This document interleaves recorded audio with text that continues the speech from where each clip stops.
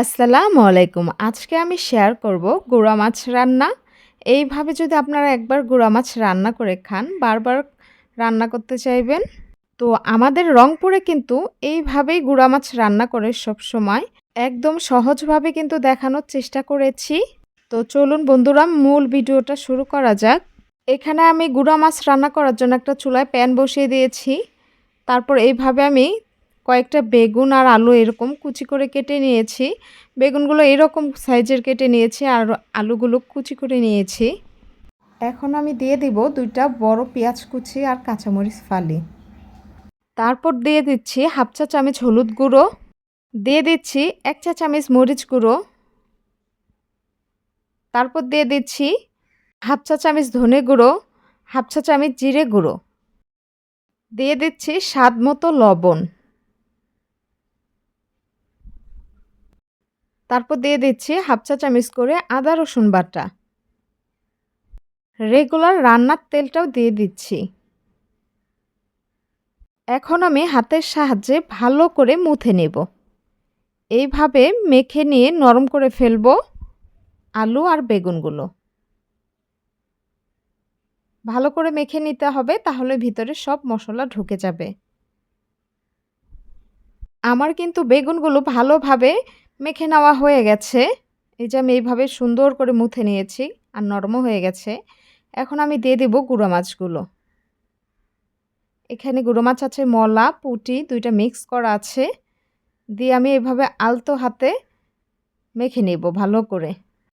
আলতো হাতে এভাবে মেখে নেওয়া হয়ে গেলে তারপর এখানে আমি হাত ধোয়া যে পানিটা ওইটাই দেব।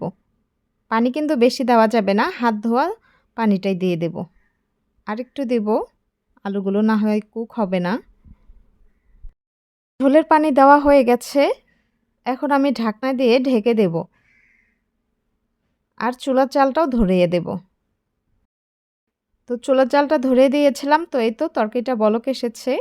আমি কিন্তু এই পর্যায়ে ঢেকেই দিয়েছি আর চুলার জালটা কিন্তু আমি হাই হিটেই দিয়েছি। হাই হিটে দিলে পানিগুলো দ্রুত শুষে নেবে।